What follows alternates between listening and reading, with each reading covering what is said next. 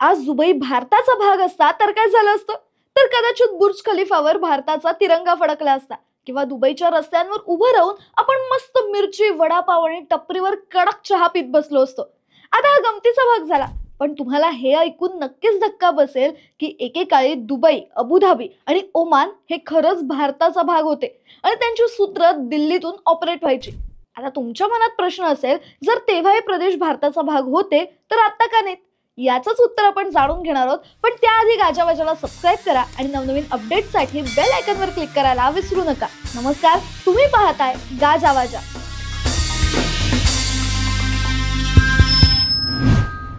तर 19व्या शतकाच्या सुरुवातीला आणि 20व्या शतकाच्या पूर्वार्धात भारतावर ब्रिटिशांचं राज्य होतं.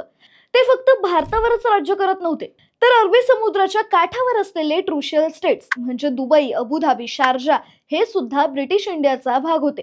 या सर्व प्रदेशांचा कारभार दिल्लीत बसलेल्या व्हाईसरॉय ऑफ इंडियाकडून चालायचा. इंटरप्रिटेशन ऍक्ट ऑफ 1889 नुसार दुबई आणि इतर गल्फ शहरं आणि हे देश कायदेशीररित्या ब्रिटिश इंडियाचा भाग मानले जायचे. 1956 मध्ये द टाइम्सचे पत्रकार डेव्हिड होल्डन यांनी दुबई, अबुधाबी आणि ओमानला भेट दिली. जिथे जिथे ते गेले तिथे तिथे त्यांना भारताची छाप दिसली.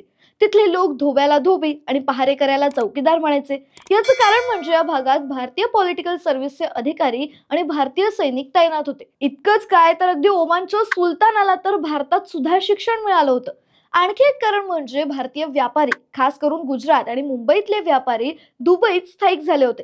त्यांनी तिथं सोनं, कापड आणि मसाल्यांचा व्यापार सुरू केला होता.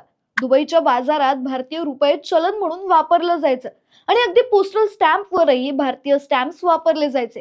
1853 पासून या प्रदेशांवर ब्रिटिशांचा प्रभाव वाढत गेला. पण आणखी बरीच वर्ष पुढे आलो म्हणजे 1947 ला जेव्हा भारत स्वतंत्र होणार होता, तेव्हा ब्रिटिशांना एक मोठा प्रश्न पडला.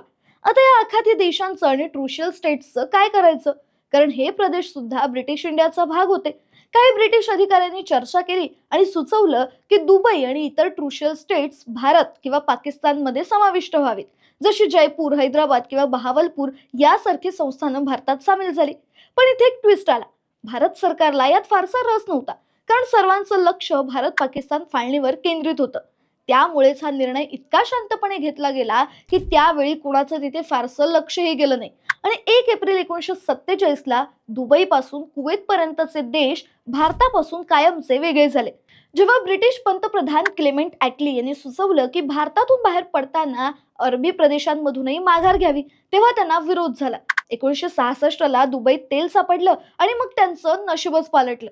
1971 मध्ये ब्रिटिशांनी आखातातून पूर्णपणे माघार घेतली आणि दुबई, अबुधाबीसह 7 अमिराट्सने मिळून युनायटेड अरब अमिराट्सची स्थापना केली.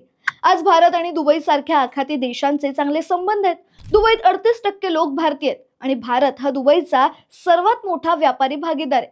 आता तर येत्या 2030 पर्यंत Mumbai Dubai 2200 kilometre under water train प्रकल्पावर सुद्धा विचार सुरू आहे.